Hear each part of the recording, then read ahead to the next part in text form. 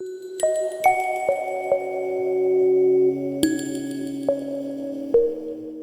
accepted a position in Vermont at a program called Vermont Dental Care Programs, and the accent there was to provide dental care to low-income indigent children.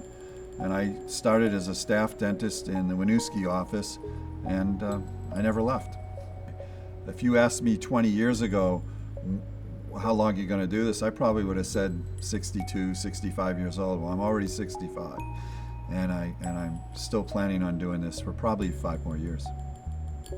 Since that first year, I think I learned to adapt and found out how beneficial they could be to help in a practice. After that first year, we did track some production numbers and realized that adding an EFDA to the practice was able to increase the overall efficiency of a dentist between 20 and 30%. The best use of an EFDA is in a young practice that's getting started, that might be seeing a lot of younger patients, because usually the decay patterns are more simplistic on younger patient populations like children or young adults, where the procedures can be delegated to an EFDA and it can work fine. What you got to realize is that the scope of duties that an EFDA does is somewhat limited. It's not like the EFDA comes in and completely changes the practice. You're taking one aspect of your dental practice, which is your simple restorative dentistry, which is the placement of fairly straightforward restorations, and you're delegating that. You're delegating it to somebody that spent a long time training to do just those specific duties. So it's very limited in scope. But that limited scope of dentistry takes up a lot of time in a practice. So what you're doing is you're taking a limited scope of dentistry that takes up a lot of time, you're transferring that to free up time for the dentist to do other things. And I think that's the biggest selling point. You're going to have higher quality staff, you're going to have more time available to do other procedures, and I think it's going to make your life easier.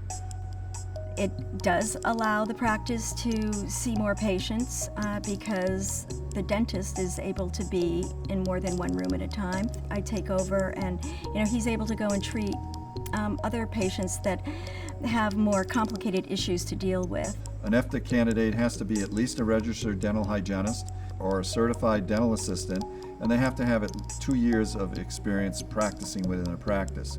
So they have to have an idea of how dentistry is provided and have some hands-on experience of being in a dental office. We work as a team, and it's very gratifying, and what I truly enjoy is that I'm working under the auspice of the supervising dentist.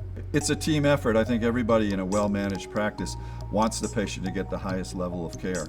So I think we're all on board with that. And the dentist certainly does not want to delegate a procedure if the EFDA can't do it at least at the same level that the dentist is doing. Now remember, the EFDA isn't doing the entire procedure. They're doing one aspect of it that the dentist feels comfortable that EFDA can do it at the same level they do it. And when you do something all the time and you limit your scope, I think you can accomplish that. A lot of dentists will say, well, how can I expect my dental assistant, an expanded functions dental assistant, to work alone?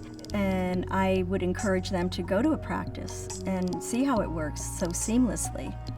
And we have had people come into our practice, and just about everybody that's come into our practice to see how EFDAs work has, in the near future after that, sponsored an EFDA to go to school.